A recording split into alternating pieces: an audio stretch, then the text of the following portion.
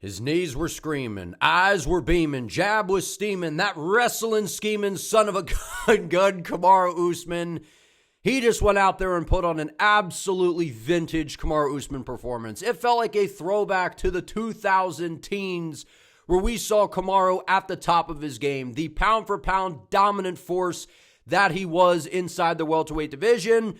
Vintage Usman performance. And I got to be honest, I'm a little bit surprised here because I thought coming into this fight that this was very simple, and it was the fact that, look, Kamaru Usman, he's been removed from competition for about 2 years now. He's getting up there in age, and he has not had things go his way recently. Now, given he's been in there with Leon Edwards, was in there against Khamzat Chimaev on short notice, but it felt like all the signs were telling us, like, come on, man, you can't hold on to the OG here. This is the new kid on the block. This is Buckley, who's steaming his way through the welterweight division. He's this newfound fighter down on 170 pounds, and it felt like all the signs were telling us this is Buckley's time. This is basically Buckley going to make a name off of Kamaru Usman. You can't pick Usman, dog. You're living in the past. You're holding on to, a guy that you just really like. That's what it felt like if you were going to pick Usman for me. But the bottom line is there is a huge gap in experience and skill here on the side of Kamaru Usman compared to Joaquin Buckley. That's what this fight came down to, because on the feet, Buckley was doing a really, really good job against Kamaru Usman. He was landing some really good shots in the pocket, which I think we were all kind of expecting. We were expecting Buckley to be the more ferocious striker, the guy that was going to be blitzing into range with that peekaboo style, landing some good shots. But this was a crafty, very intelligent display of fight IQ by Kamaru, and I felt like that's exactly what he needed to do to be able to win this fight. Now, I will say this.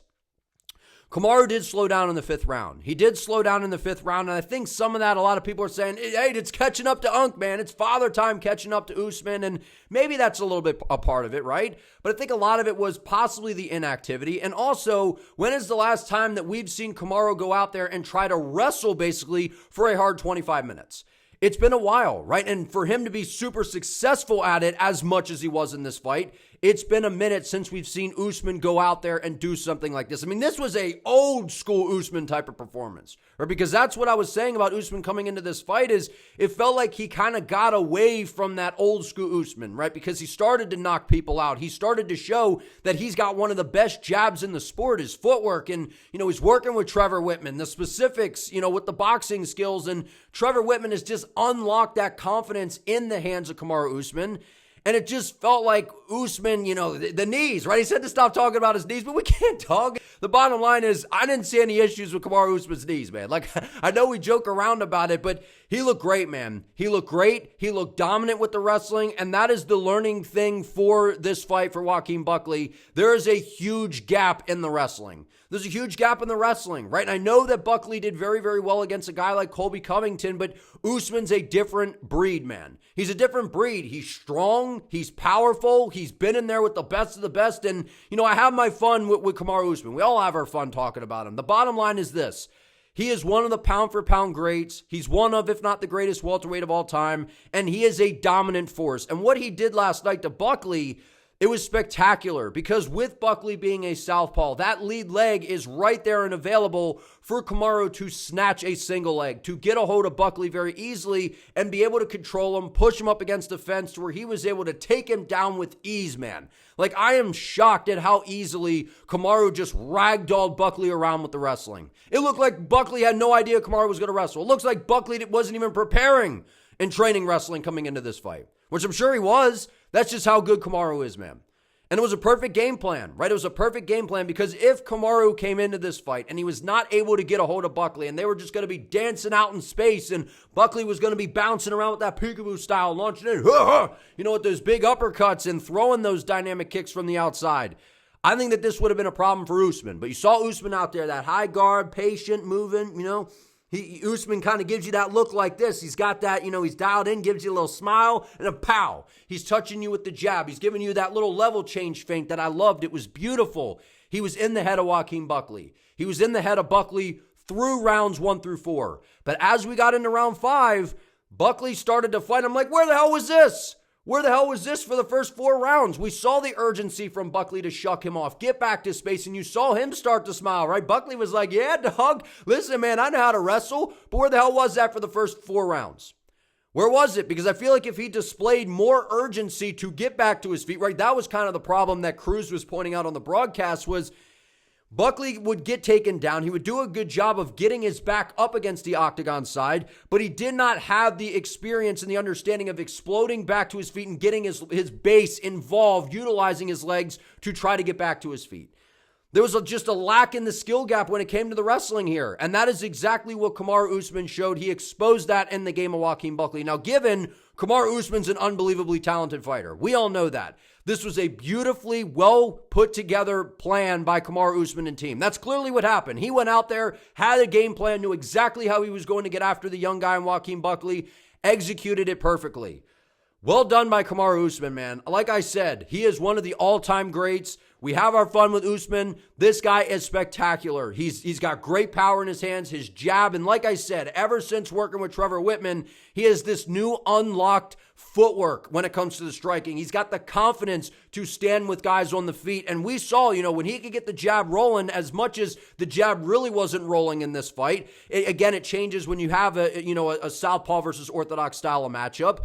We saw Usman do enough on the feet to be able to feint those level changes, grab a hold of the single, get to the double leg, and he just completely dominated Buckley with the wrestling.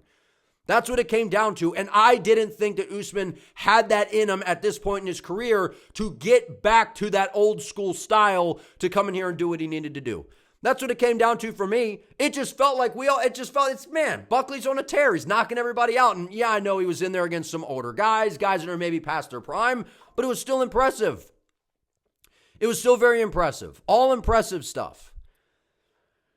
Brings up a big fight moving forward for Kamaru Usman. I think that the clear matchup to make next is Usman versus Belal Muhammad. That's the next fight to make, man. That's the next fight to make. And I know that there's people out there that are going to say, give Usman a title shot. Give him a title shot. And as much as I could see the UFC doing something like that, given what the welterweight division looks like right now, I don't think that happens, right? We have Shavkat Rakhmonov waiting in the wings. We have Ian Gary, who's on a tear. We got Michael Morales, who's on the rise. I'm not saying Morales is getting a title shot. I'm not saying that Gary should be getting a title shot, but we also have Sean Brady. We have the point. We have a loaded welterweight division right now.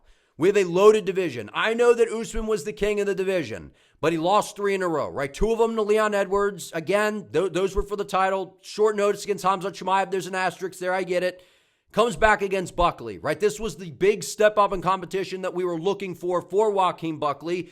And it showed that Buckley can hang, man, with the guys in this weight class. He absolutely can, but he's got to fix the wrestling. He's got to fix the wrestling. That has got to be priority number 1 for Buckley moving forward, is to address that moving forward. But like I said, Buckley showed that on the feet, man, he is a handful to deal with for anybody in this weight class. And we've seen he gets stronger as the fight goes. We started to see him really put it on Usman, right? So that's going to be something to keep an eye on moving forward for Usman here, because I believe that the next matchup for him is Belal Muhammad. That is clearly the fight to make here. There's the whole incident that happened on the Pound for Pound podcast to where we've kind of heard stories about what's going on from Belal. We've heard a little bit here and there, but it got physical, right? That's what we heard Henry Cejudo saying, and it's clear, man. That is the fight to make. It's a big fight. It's a massive fight. Belal's the former champion. He's coming off of a loss to JDM, and I think the winner of that fight puts themselves in position for a title opportunity, given that Belal had the belt. He went on a crazy win streak to have to get the title shot, walked through Leon Edwards,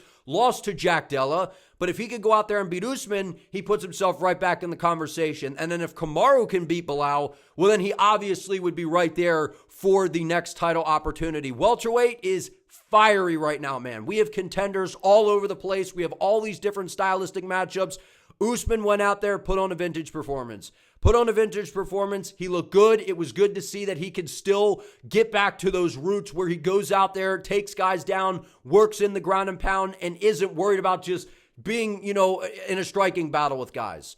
Going out there, doing what he needed to do to get the win. This was a much-needed victory for Kamaru Usman, because I was worried if Usman lost this fight, which I thought he was going to lose, I was worried that we were going to see him retire. Right? And I don't know that that would have been the last one for sure, but that just kind of felt like where it was going at this point, to lose another one there. And he goes out there and beats Buckley. The next fight has got to be Belal, man. It's got to be Belal, and the style matchup is crazy. The stylistic matchup is crazy because we all know Belal can wrestle. We know Kamaru can wrestle. We know that Belal, his striking has improved, his pace and how he likes to move forward. Kamaru likes to dictate the pace and move forward. It seems like it would be like a Colby versus Kamaru type of matchup to where the wrestling cancels out. We get two guys who can grapple that probably aren't going to use it, and we're just going to get a back and forth striking matchup. That's how that matchup looks to me. And I got to be honest with you, given what we just saw from Kamaru Usman, if that guy shows up against Belal, I mean, I like his chances. I like his chances to beat Belal because I think in terms of the striking, while Belal, I would say, has, more volume on his side, I do think that he is very much to improve with the boxing. Usman has the power. Usman has the power, and it would be an orthodox on orthodox style matchup to where Usman would really get the jab rocking. He would get the jab rocking, and we've seen if you stand in front of Kamaru and you just want to strike, that jab will eat you up. That jab will eat you up. He'll start to throw it to the body, bring it upstairs, and he'll let the right hand follow, and he can knock you out, man. He would have the power advantage in that fight, but I think that the volume would be on the side of Belal. That's a fascinating matchup. It's a fascinating matchup stylistically, and the beef and the bad blood, man, it's there. It's there for a massive fight. The UFC, don't miss on this matchup. Don't miss on this matchup. We see them do this. They try to book these other fights and they kind of fuck around and don't make certain things happen. Make this fight happen. This fight needs to happen next. Belal Muhammad versus Kamaru Usman. Winner, throw him in there for a title shot. I have no problem with that personally. No problem with it personally. Given what we've seen Belal do, right? Kamaru Usman, we all know his resume, right? Him and Belal, two incredible resumes in the weight class. Kamaru, one of the, his title reign that he had, one of the GOATs. Unbelievable fight. Sign me up. I hope we get it next. It'll be a fun fight. The build-up, the trash talk, the style clash, 5-rounder. It'd probably be, I don't know if it'd be a fight night main event. That'd probably be on a pay-per-view. Make it 5 rounds. Make it a 5-round co-main event title eliminator. 100%. 100%. That's the fight to make. It's a super intriguing fight. And right now, man, I'm leaning Usman. Given what I just saw in that fight, he proved everything that I thought Usman wasn't going to be able to do at this point in his career, he did. Those are the questions. If I had a guarantee that Usman was going to be able to go out there and pull out the old school tricks, I would have picked Usman. But I didn't think he could do it. And it felt like it was like whenever you pick your OG guy that you're like, man, I'm a fan of this guy. I got to roll with him here. It feels like you're just being like, you're like, just kind of in the past still, where it's like you got this new guy on the rise in Buckley, and that's just how this felt to me. It's how it felt to me, but the point is this. Kamaru Usman versus Belal, that is the fight to make next. That was an incredible performance by Kamaru Usman. Belal wants to fight. I think Usman wants to fight. Make it happen, UFC. And for Joaquin Buckley, he's still right in the mix. He could potentially fight a Leon Edwards. Maybe they do Michael Morales versus Leon Edwards. But I think Buckley's still in the mix, man. He'll get another ranked opponent. I don't think that this is a big setback for him, given that was his toughest test so far. We all knew that coming into this, that was going to be Buckley's hardest fight. It was more of the questions of, is Usman washed or not? And the answer, absolutely not. Kamaru Usman went out there, put on a vintage, old-school Usman performance. It was dominant. It was very, very impressive to see a 38-year-old Kamaru Usman go in there and do that to a young, hungry guy like Joaquin Buckley. Very impressive stuff by Kamaru Usman. And we got to talk about Malcolm Wellmaker. He just went in there and did what Sugar Sean O'Malley couldn't do. Absolutely flatlined Kris Moutinho. And like I was saying before about Malcolm Wellmaker is, what is so scary about this young man is not only just his devastating power and countering instincts, but it is the strategic setups that he is using to finish these guys, man. Like, this guy is not just some dude who's out there hoping and praying and throwing these big winging shots. Like, that is not what he is doing. He is strategically setting these guys up to get to these nasty hooks that are KOing everybody. We saw it on the Contender Series. We saw it in the debut against Cameron Simon. And then for him to go out there and flatline a durable guy that we saw go, hard against, Sean O'Malley, it was very, very impressive. He face planted him into the canvas, man. Like, through that knee, stepped through, beautiful right hook. The way that he was attacking the legs, the way that he was attacking the body, the way that he changes up the levels and where he is throwing to ultimately get the hands to come down, to set up these hooks, to get you to overextend, to get you to chase because he's beating up your leg. It is devastating and it is scary how good Malcolm Wellmaker is. And I'm excited to see where this goes because, again, We're going to start to see him climb the ladder in terms of the competition. What happens when he's in there against a guy like a Ricky Simone, which I think is a pretty realistic opponent for him next. Someone that has the grappling threat, someone that can pressure him for a full 15 minutes if that's what it's going to go. For what I see right now, until we get towards the top of the heap in the bantamweight division, which, by the way, is a completely loaded weight class. We have incredibly skilled fighters all over the place. This guy's power, his eyesight for finding the counter shots, and the way that he's setting up, this dude is a budding star in the bantamweight division. Super impressed with Malcolm Wellmaker. The way that he is setting up these shots and knocking people out, this is a scary contender and prospect in the bantamweight division.